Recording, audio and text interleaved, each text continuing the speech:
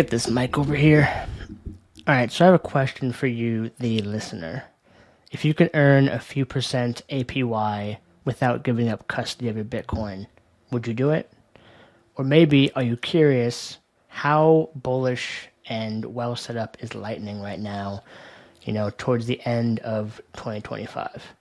Well, this episode is perfect for you because I have the CEO of Amboss, which is one of the leading Lightning infrastructure provider companies out there, the CEO Jesse Shrader, on the pod. He's been on the pod before when they were launching Magma, and he had a stat he was working on called Max Flow. But they announced something really cool at Bitcoin 2025 called Rails. So we deep dive into what exactly that is. We talk about their new Magma V2 marketplace, which is a way to easily sell liquidity to Lightning providers that need it to typically get inbound liquidity, and a few other topics around the state of Bitcoin, some of the stuff going on in the current culture, and how Lightning is sitting right now and what he's bullish on. So always good to talk with Jesse. This is a fantastic episode. I am super bullish on Lightning and all things that talk to it in this time period. So without further ado, let's jump into this excellent episode with the CEO of Amboss, Jesse Shrader. Jesse, how are you, my man? Doing great. Thanks so much for having me, Jacob. Good to have you back. I was double checking the last episode we had, and we actually chatted August 21st, 2023 was when the episode dropped. So we're coming up on exactly 2 years. So there's a ton that's happened since then. So this will be a good one. It's amazing. Yep. So I think last time we chatted, you had brought up I think it was the max flow metric. I think you were tabbing on that, and those taproot assets was still very much coming soon. And now we have a lot of stuff to talk about that. So a ton to dive into. But real quick, I want to get your pulse on one of the biggest narratives this cycle, or at least this summer, has been paper Bitcoin summer. So what's your stance on the suits coming in, paper Bitcoin summer, all that? It's I had to look at what paper Bitcoin summer is. Maybe I haven't been following what is happening on the narratives all that much, but basically, after the ETF launched, it seems like Bitcoin went into a completely new phase where it is tapping into Wall Street and all of the money, institutional capital, and it's a completely different approach. Like here for those folks, they want structures, they want agreements, they want contracts. It's a completely different approach. Whereas, Bitcoiners, I think for the most part, they've been all about code, trustlessness, any of those structures where you have guarantees. Because overall, that's really what appealed to us, not the idea that, this thing is following, this new asset class is following all the rules, and, compliance is your favorite word in the dictionary. That's kind of more suit coiners, which is like, overall, I think it's good for the ecosystem because it provides the depth of liquidity to actually take us to the next phase, which is the nation state adoption, which things came a little bit out of order on that front. Yeah. Salvador adopting. But overall, I think it's good for the ecosystem and gives us yet another realm of Bitcoin to explore. Yeah. I think one thing you touched on there that it seems like this is a big divide now, or at least it's like the part of the battleground is legal structures and where do these companies, especially companies, because Bitcoin is Bitcoin. It's kind of apolitical. But you quickly realize, and you guys have built a lot of tech for this, is that once you start serving customers, a lot of that goes out the window, and you have to do it to be able to not end up in jail.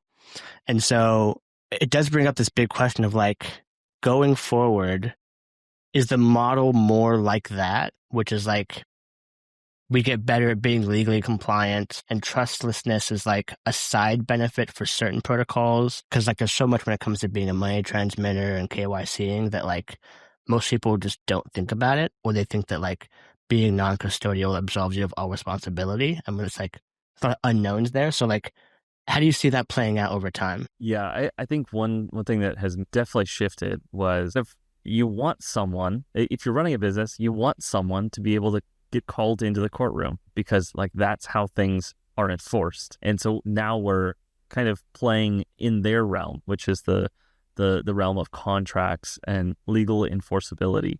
Whereas, when it's just Bitcoin, it's, code and math enforceability. And it's a completely different ballgame now.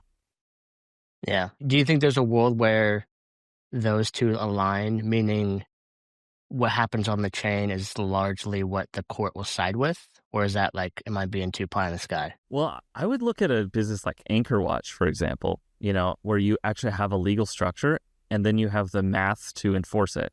Like there are timelines. There's basically almost a smart contract that is enforcing this. Like for our work on Lightning, we tend to look at the Bitcoin blockchain and the Bitcoin protocol as the court to negotiate the contracts that are Lightning channels and just who owns what money. And we have some math enforceability here, but really no legal enforceability. It's really just, party to party. And by creating a protocol and following the rules of the protocol, it actually allows you to handle all of the enforceability and the court function without needing to hire lawyers or judges. It's simply, is it valid or invalid? I like that analogy. That's interesting. All right, let's start jumping into some Lightning stuff. And I want to start high level, which is, and it kind of goes into like you talking about the max flow kind of metric, which is everyone watches these certain metrics like capacity, and they're very crude for saying gleaming anything actually useful or like the health of the network. But one thing that has been dropping recently is capacity. And so I think a first open question is like, as that declines, it seems like Lightning is actually accelerating in like its usefulness and payments getting routed. So what's going on here? Is there more efficiency? Is this just like one big like person who's like takes some time off? Or like what's the channel dip mean in capacity right now? There's a couple of factors. One is a change in who is participating on the Lightning Network. I think there's more businesses that are really focused on this. And, operating on the Lightning Network does introduce additional risks. I mean, it is a hot wallet, like, from the start. And there's no getting around that. It has to be internet connected. And with that, businesses have to be conservative. So one, there's a business adoption of it. They've figured out a lot of their operations. And from there, they're kind of, one, it's shifted from hobbyists that are kind of opening channels everywhere, just throwing your Bitcoin around. But for businesses, they've made larger channels. And I think you noted this, but the average channel size has actually increased. So it's a lot more dedication to certain peers, but also some risk management is taking place. So, maybe I don't need this much capital on the Lightning Network. But since that has happened, there's a lot more routing activity, especially with, I think right around the time of SpeedWallet's deployment and the Stake and Shake news, the Lightning routing nodes and the routing node operators were bringing in close to 1% for all the transactions that they routed, which is just crazy. I mean, that has been unprecedented. Clearly very recently, the capacity has been ticking upwards. So it is an indicator, but it's not the best one, which is why we've been focused on max flow. Right. Does that also mean that like, well, there's the idea of like the hub and spoke model, and like, are the hubs getting bigger and then people can just like point to them? Because like I spun up an Alby node recently and it points me to Megalith, I think was like the LSP I'm pointing at. So like, is what's happening is there's like fewer big hubs that we can just point to, like the big 7 or whatever. And those have gotten really good at talking to each other. I don't know who came up with the idea of the hub and spoke model, but for me, Lightning has always been decentralized, distributed tech. So I really don't like the idea of a hub and spoke model. I'm all about the decentralization, which is, why we build what we built, so that like basically anyone can participate and be part of the new financial system, be routing payments, be allocating capital on this network, and do so without relying on a few centralized players. I think we can move away from it. Got it. Okay, I'm going to take a slight left turn. I want to try something I haven't done before on the pod, which is scanning tweets on the timeline that you've posted and getting some context. And maybe this dovetails into what you were saying about what you believe Lightning is. And it's actually your pinned tweet, which So this is like something that's stands out for you. But you say Lightning Network is Bitcoin in structural form. Acting as a social network, we are optimizing the structure of our collected Bitcoin for rapid settlement and payment success while preserving privacy. Say more on that. The idea here is that there is actual structure to the Lightning Network. I think when things just started, you're trying to identify peers, who to connect with, just trying to find anybody to connect to. But as you use this more and more, you're going to be routing payments. You want to be efficient with that. You want to be where the action is happening. And that is a continuous battle. And that means that we're kind of re-architecting the structure of the Lightning Network. The network is made of Bitcoin. So overall, we've got this kind of amorphous idea of what Bitcoin is, but the Lightning Network gives it structure. So in a way, I think of our work at Amboss as that we are like architects of a financial transportation network. We're helping to shape it. And with that, we're kind of weaving a new cloth for Bitcoin and introducing new utility for Bitcoin, beyond just the idea of Bitcoin as a store of value, as an investment asset. Yeah. And so what are the biggest things that people miss when you say that? Because like routing payments sounds easy, first of all. Like you just route them. Why not? And I think as we've seen, like the devil's in the details. And once you start to do it, especially at scale, things break. So like when you guys say you're an intelligent payment kind of service to like unlock the economy, what are people missing here that makes this structure so difficult? Overall, maybe people are forgetting that everyone hates middlemen. It's like, why do I need to use you? I could just do this myself. But okay, you can just connect to everyone. And then, you could be the routing hub for the entire network, but you're going to run into capital constraints because you need to have enough Bitcoin to open to everyone, and you're going to be paying a massive amount of fees to open to everyone. So that wouldn't be an intelligent use of capital. You do need to be smarter about it because there's nothing scarcer than Bitcoin, other than time. So overall, you have to be smart with your time. You have to be smart with your Bitcoin. Where are you going to allocate it? And when can you leverage other people to actually build those connections? You could go to a conference and say, I'm going to shake hands with everyone. I'm going to meet everyone at this conference. But like, is that a good use of your time? Like, probably not. You want to be much more intelligent about how you are navigating conference. Yep, got it. So there's a big question. It goes back to channel management and liquidity. Is like you can't be everywhere all at once. And so you need to be deliberate and smart with your finite resources. And that's where understanding, and this, I think last time you were talking about ML a little bit and AI to be able to like optimize the routes. Because like it's kind of a black box otherwise. You need to understand underlying like what is my most efficient leverage here. Yeah, when we first launched Magma, which is like our liquidity marketplace, there's a whole listing of who is selling channels, but you have no idea which one is actually good. Is this a good connection? Like I know they're selling it for a price, but is it worth that price? And answering that question is extremely hard, and it's not a problem that's designed for humans. That's a problem that is for machines. So that was behind a lot of our work in the Lightning Network is just on machine learning and on graph theory, which is the kind of the math of networks. So by applying some of those concepts, we can actually create a valuation metric for your network connectivity and figure out if it's actually useful to you or it's not useful to you. Maybe they have a ton of connections, but those aren't the right connections for you, or they're redundant to what you already have. Okay, that's actually a good next point, because you did just release Magma V2, it sounds like. So I want to touch on that. But the way to understand this then is like, it's almost like there's a guy on the corner and he's like, liquidity for sale. And you're like, oh, cool, he has what I need. But there's nothing else you know about him. Like, is he reliable? Does he even have it? What's the uptime? So that's what you're meaning when it's like, it sounds good on the surface. It looks the part. Like, he'll send liquidity to you. But there's all these other metrics that you need to actually know, like where is he routing to, these kind of things. Is that what you're saying? Tink, who are you connected to? I mean, kind of going back to like a conference analogy. I mean, there's a guy standing there waiting to shake your hand, but like, you're here to meet certain people. You've got certain business operations. So like, don't waste your time there. I mean, there's tons of analogies that you can make, but basically it's not a good use of capital. You want to actually be smarter about it, use some metrics to back it up. And we've put a lot of thought into how do you value a network connection.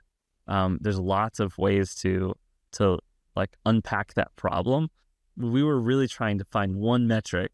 If we could find one metric that kind of boils all of this down, do you have the most Bitcoin or are you the most connected? So those are like two ends of the spectrum. And what you want is probably somewhere in between, where you actually have a lot of capital and a lot of connections, because that means that you would essentially be valuable to the network, or you might have a better shot at routing my transactions. Okay, interesting. Then talking about Magma V2, like what's the difference in this big new release? So what changed is there's no more listing of all of the nodes that you could connect to. We found that was too overwhelming for users, but we kept the old version of Magma, or Magma Classic, if you will, where it does have the full listing. Because one thing, like from the start, is Lightning Network is a social network.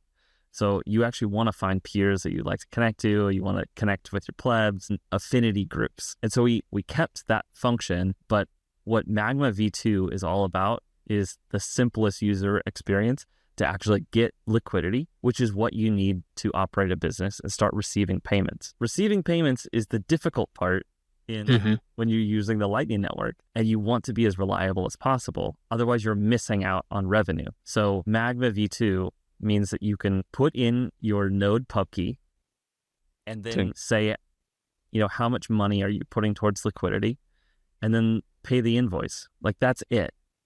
And then everything else happens behind the scenes. So behind the scenes, we're using the AI to figure out what are the valuable connections and making a budget allocation for your node specifically. Say, what are the most valuable connections for you to purchase given that budget. Got it. Yeah, that makes sense. And just to clarify this, the receiving part being the most important, in technical terms, that's inbound liquidity being an issue. And that's because if you're a merchant taking in payments, that's a unidirectional flow.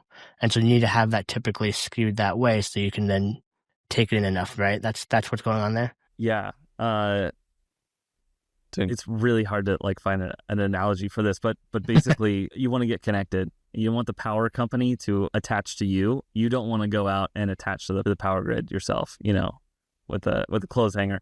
Basically, it won't fix your problem. You actually need the network to connect to you, and that is a connection in the direction of the payments flow. So it's almost like you have a one-way valve, and it just won't. You can throw your capital at the Lightning Network and try and make connections, but it doesn't help you receive any because you actually don't have enough capacity or room. It's your balance that is actually blocking things. Yep, that makes sense. And then when it comes to this social graph, how granular can we currently get? Like, for example, if I was a merchant and I wanted to know I'm well connected to people who typically buy from Bitcoin Magazine, for example, or Shopify or something, do we know enough about nodes currently to be like, okay, cool, Shopify pools over here with these two nodes, Bitcoin Magazine, these two nodes, River, do we know that yet? Or is it more just we watch the network at a flow level and then adjust accordingly? I think that part is really hard because Lightning Network is private by default. It is nearly impossible to identify the origin of a payment. But, if you're running a business, what we could do is you could survey your users and find out where they're paying from. What wallet are you using? That's actually an important question. And if you know that information, then we could, chop down the graph to say, find me the best peers that are closer to these origins of payments. So find me the nodes that are close to Strike, or find me the nodes that are close to Kraken. And you can purchase liquidity from those folks, and then they would route the payments. So, you can't just go and connect to Kraken because it's not preparing it in the right direction. That would just make it so that you could deposit to Kraken. Basically don't sell your Bitcoin. So you want to use other folks' capital, that maybe be offloading it to exchanges and get them to connect to you. Yeah. But overall, that allows you to start receiving payments. But what we're doing for the most part is actually doing simulations to show, what enhances my reliability if a payment originated from anywhere in the network. And that would be the fully decentralized setup. Now, I want to pivot over into Rails. You announced this at Bitcoin 2025, and pretty interesting design. There's a good amount I want to touch on, but give us the high level. What is this new product called Rails? So maybe as you noted in Paper Bitcoin Summer, we've had a lot of Bitcoin treasury companies that have started stacking Bitcoin. And meanwhile, as you also noted, the capacity of the Lightning Network has actually been going down. And this mismatch was behind kind of a frustration that I've had. We've got Bitcoin as a store of value. That narrative dominates all of social media, but really taking it to the next step that we know is Bitcoin as a medium of exchange. And then we could talk about Bitcoin as a unit of account, but really starting with that medium of exchange piece. Well, why can't we take all of this capital that's accumulating and make it useful for the network and improve Bitcoin itself and take that next step towards Bitcoin as a medium of exchange? And the way to do that is to actually run a Lightning node and start deploying that capital to be useful on the network. Now, we've put a lot of thought into how to optimally allocate Bitcoin on the Lightning Network. So Rails was our solution to deliver to a Bitcoin holder for them to keep self-custody, but benefit from our insights on where to allocate that capital to be useful for the network. Out of that, if you are truly useful to the network and you're routing payments and you're leasing liquidity, then it becomes a yield service. So that means that you can keep Bitcoin in self-custody, keep a very low risk profile, but then access all of the opportunities that Bitcoin as a medium of exchange actually has to offer. Okay, so as you mentioned, we have all these new BTC treasury companies, and they're chasing after store value and price appreciation. But then the next logical step is the hot topic that everyone's talking about in kind of like the DeFi rollup world, which is yield, yield, yield. And if you go there, you have to bridge your Bitcoin. You got smart contract risk. There's a ton there. And that's kind of where the yield, if you want to chase the highest yield, that's the risk you're going to take on, is like smart contract bugs, bridge may fail, these kind of things. The benefit to this, as you're mentioning, is that in the design, you're spinning a node up for them that they control, and they're depositing the Bitcoin. So once you have the node spun up, you can do some magic and facilitate the best use of that Bitcoin, but they always hold the keys, right? They hold the keys. So part of the setup is them creating a password and then seeing the seed phrase as that node spins up. So they're the only ones that know it. And from there, then they delegate specific permissions. So a subset of all the permissions just for management. So it allows us to provide our service, which is open and close Lightning channels, set routing fees. With those permissions, then we can actually, or take that Bitcoin that they have and make it available on our marketplace. So then anyone could purchase from that node and lease liquidity and give the Rails customer, the Rails liquidity provider, a source of yield without giving up custody. And it just happens completely automated. They don't need to understand anything about Lightning. This is a completely hands-off product. Yeah, when I saw it, I'm like, that's a genius design. I really like the way you guys spun that up. So this dovetails into Magma as well, right? So Magma, if someone's coming in to buy liquidity on Magma, one of the potential buyers is a Rails customer that doesn't even know what's happening. And these two kind of go hand in hand as like a flywheel. Yeah. So in order to bootstrap the Rails nodes, we actually have to start buying from Magma to get that initial connection, make that Rails node useful, make that Bitcoin well connected. And from there, then the Rails customer actually makes their Bitcoin available on the marketplace as well for the next person. So all in all, on the new version of Magma, you can actually see the entire offer book and all of the Bitcoin that is available. So at this point, you can get 47 Bitcoin worth of liquidity to your node for a vanishingly small APR. I think that entire stack could be purchased at well under 5%. So like all in all, that means for the folks that are very interested in very low cost payments, that means that you could run a business and your payment processing costs, would be a fraction of what you're paying right now. I think at the low end of the market, that would translate to 0.25% payment processing fees. So just on that front alone, it's 10x better than Visa or better than traditional payment processors, not to mention all the other benefits of Lightning. Yeah, no, that's really interesting. It becomes like a small fee you pay, depending on your volume, to be your own payment processor and massively reduce your fees going out so you can increase your profit margins. Yeah, as I've been speaking with businesses about this, I'm just learning that, what type of margins businesses are actually, that is their profit margin. And it's a tiny, they're collecting fractions of a penny here. And basically, if they're paying a big payment processing bill, it really doesn't make sense for their business because they're also taking on not just the payment processing fees, but the risk of chargebacks, which is like why you want Lightning, because you want final settlement. You want the money that comes in as revenue to actually stay your money and not get clawed back by, fraudulent actors or any of the chargebacks. Yep. Yeah, that's interesting. And then one thing you brought up as we're on the pre-call was this idea. There's like this idea of working capital. Like you might go to a bank or Amazon or PayPal is probably the common one that a lot of small businesses know, and they'll give you money to go buy inventory or whatever it is. Shame on this idea. It sounds really interesting. Yeah, this is a bit different than a loan, for example. But for the Bitcoin treasury companies, when they're looking at Rails, there's a couple of reasons that they would want to participate because, well, one, now they want to show that, Bitcoin is, not just an investment, but it's actually being useful to the network. It's a way of giving back to Bitcoin and using their Bitcoin to do good things. What they're doing with it is actually a business function. So it's in this separate wallet, which is your Lightning node, and you're making specific allocations to say, I'm opening a 1 BTC channel to Jacob, and I've got it locked up like that for 60 days because that's what I promised. And that means that Bitcoin is not really being used as an investment asset so much as it's a specific service to another person.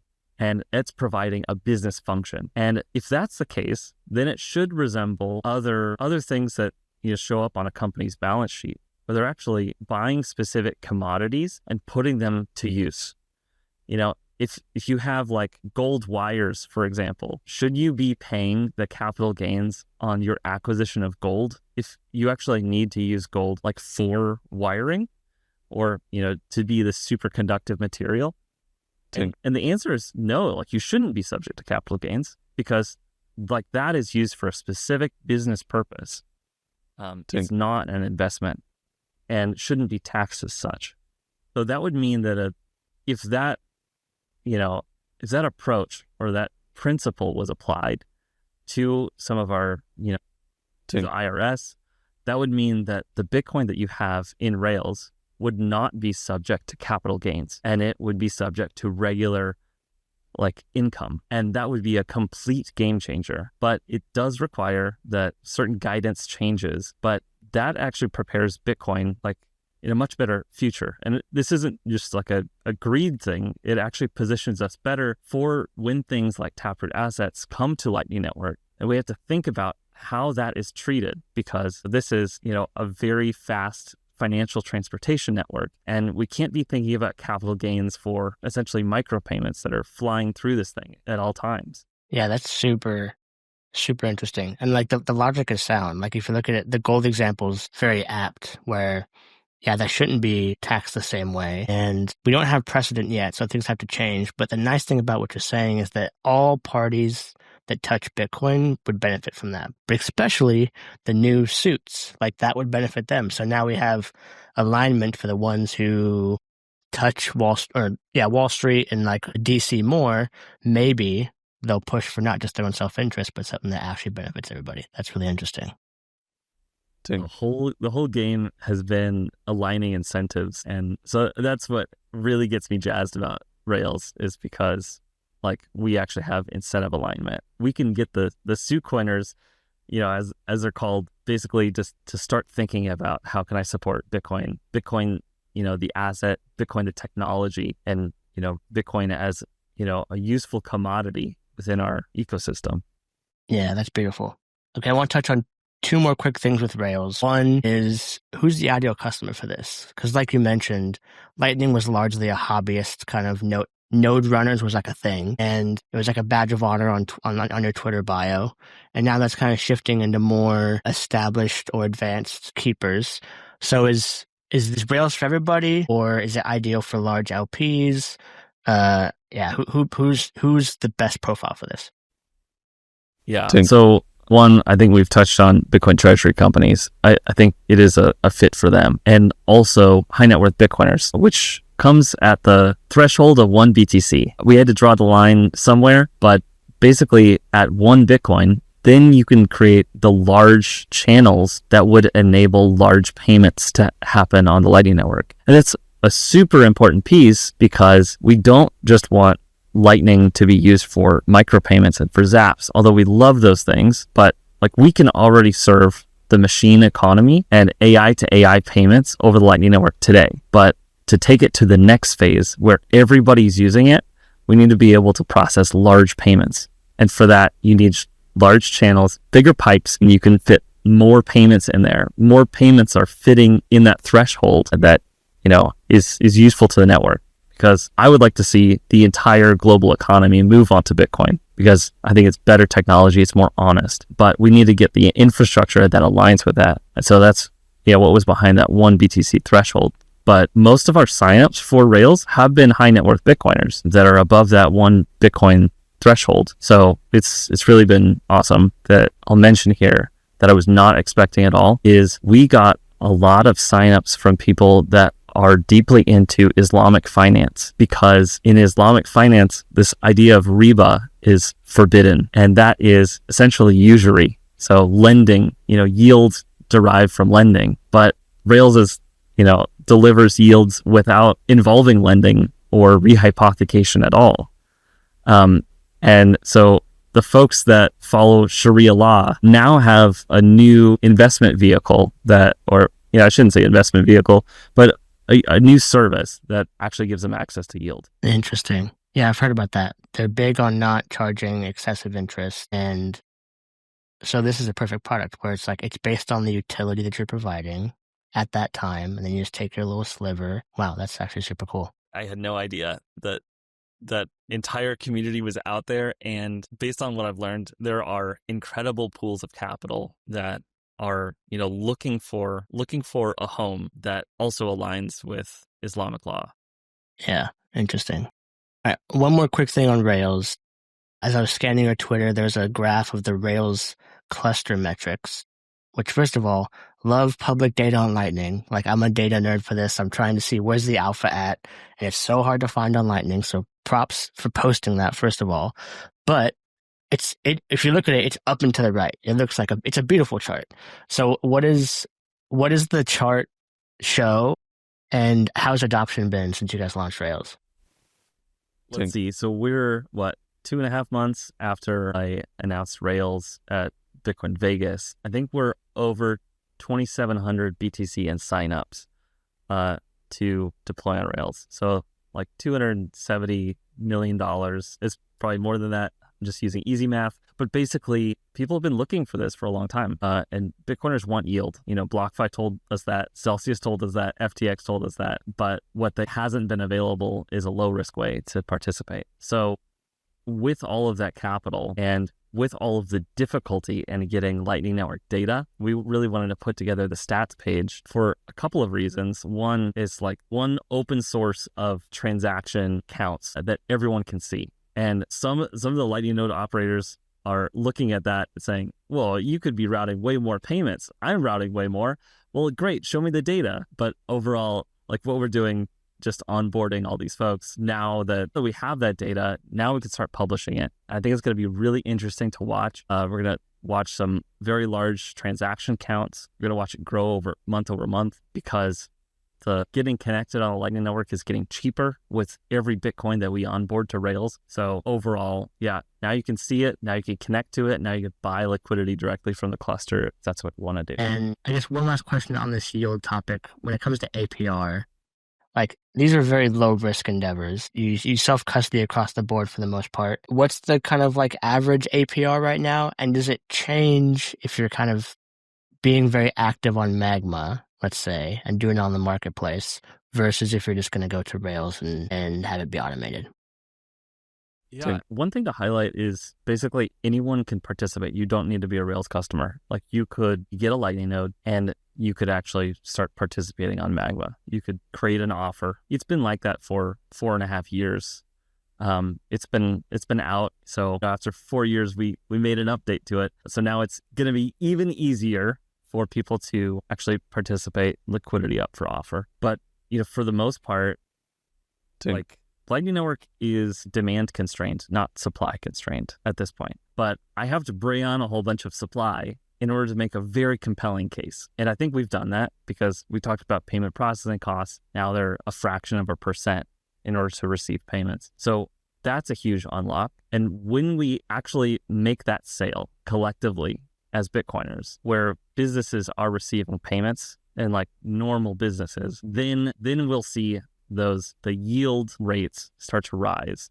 At this stage, it's very early. So basically, putting that Bitcoin to work is really kind of a missionary act to actually say, I want to move Bitcoin forward as a medium of exchange. And every single node is different. Some of them are much higher performing than others. And, we're going through the data to figure out what are those factors that help a node outperform others. Because, we are going to be, having to be acting competitively on behalf of our customers for Rails.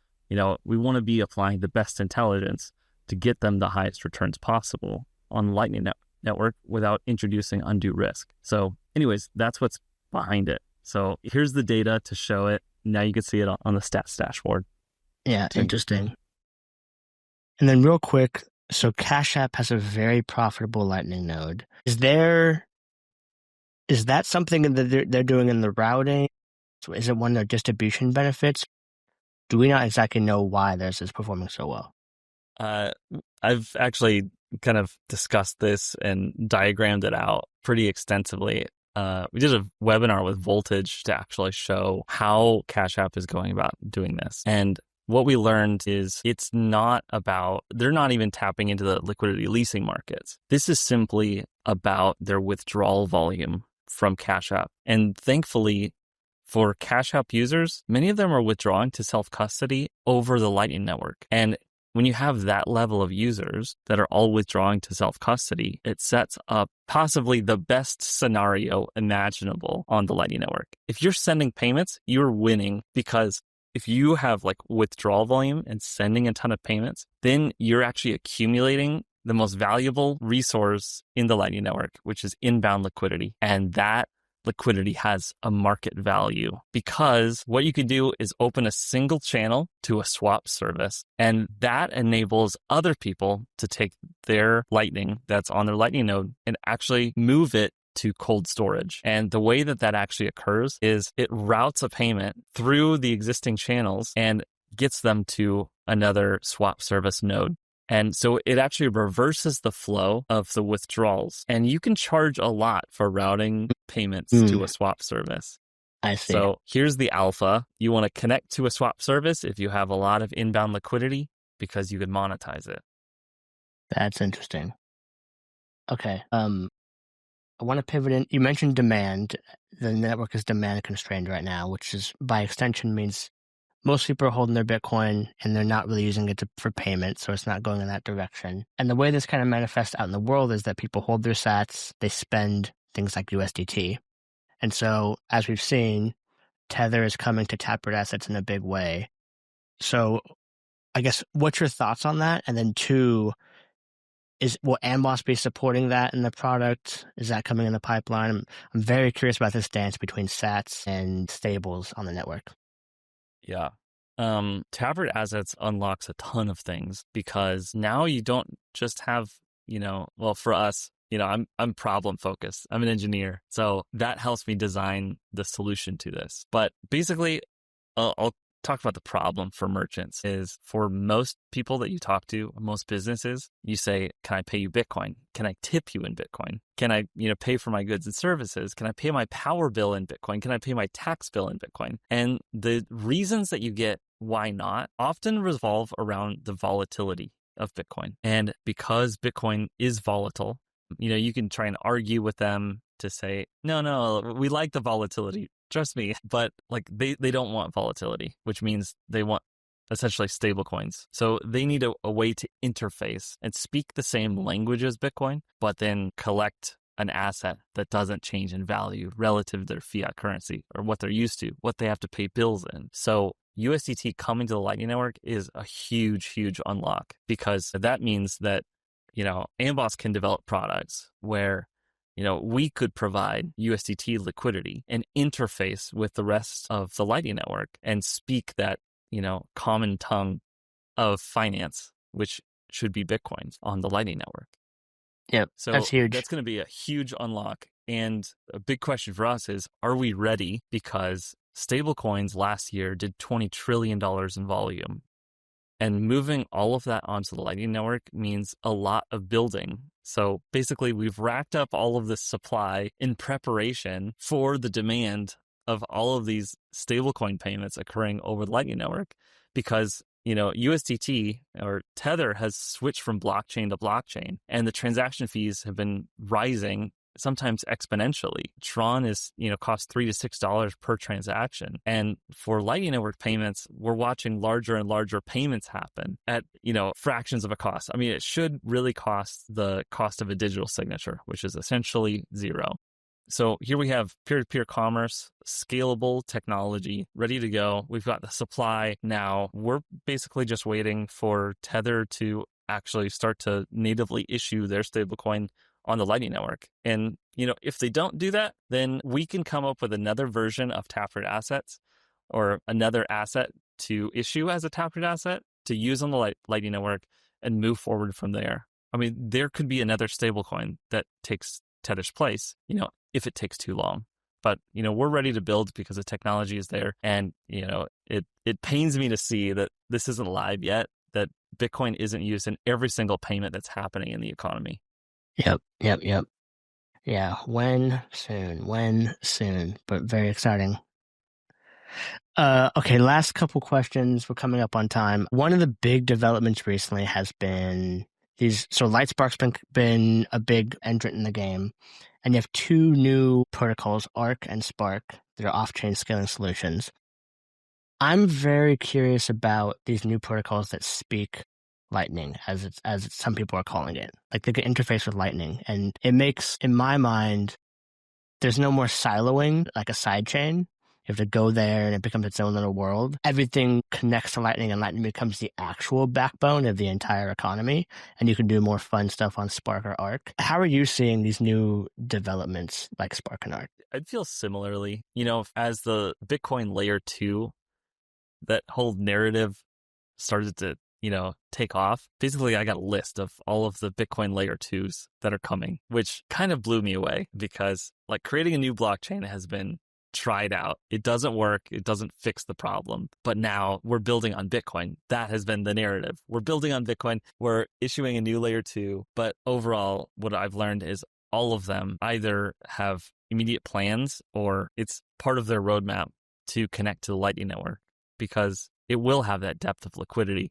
And it does have that very high efficiency for trustless payments. Now, there's all sorts of things that you can build with other types of trade-offs. And, it might be easier to build smart contracts on Arc, or you might be able to interface, a bit more with a particular fintech if you're using Spark. But all in all, what's important is that it interfaces with the Lightning Network. And basically, we're here to help manage any of those interfaces, as well as provide any of the infrastructure support on Lightning, because it will be so core. Yep. Do you think Lightning is actually at a tipping point right now? Because in my view, it's interesting that like if you're in Lightning, you're like bullish as heck. Great time to be in Lightning, tons of stuff coming down the pipeline. But if you're in the sidechain space, they still see it as like too much issues, not going to actually scale. It's been a pipe dream forever. So is this time different, do you think? I think so. Like, there's going to be all sorts of different things. You got to be honest with yourself. Lightning is hard, which is, why we've invested so much in the intelligence stuff to support things, because it's not for every day. It's not built for humans to manage.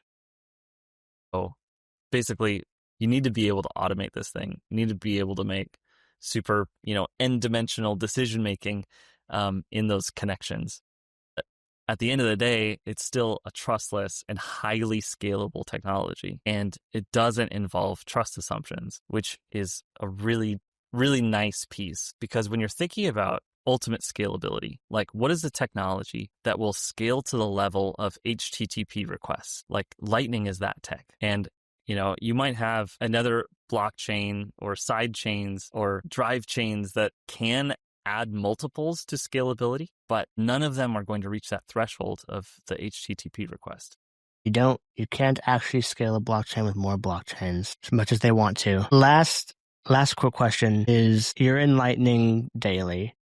What is something that people should be more amped about that is not really out there? And it could be, maybe it's USDT and everyone just needs to get more excited. But from your view, what should people know and be actually way more amped up about? I think the fact that a lot of the tools are getting built out and that you can start receiving payments, and it doesn't take that much work. Basically, you could spin up a node on Voltage, you get liquidity from Magma, that'll take you, maybe an hour, and then set up BTC Pay Server, which you could have your own point of sale system, you'd have your own website, and that's deployed.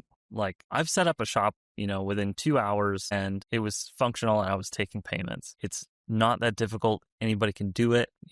Of course, I think we need a little bit more education and focus on this, but it means that you could have trustless payments and that you can receive payments where no one can stop you, because you do have a whole lot of privacy improvements. And basically, you're using trustless, censorship-resistant technology that is ultra efficient. So, think about that the next time you're vibe coding something, that, whatever you're creating can actually be a business and start receiving money, and money native to the internet. Yeah. Okay.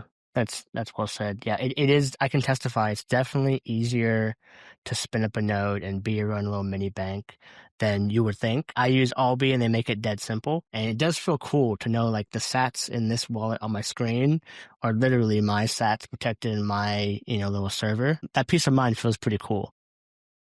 Just closing thoughts, anything we didn't touch on or anything you want to part with. This has been a fantastic conversation. So thank you for joining me. But yeah, close it out. I think that's it. I think we've explored Bitcoin as a store of value and Bitcoin as an investment for a long time. But I think now is the time to start thinking about the next phase for Bitcoin, which is Bitcoin as a medium of exchange. Very well said. All right. That is the pod. Jesse, thank you for coming on, my man. Thanks so much, Jacob.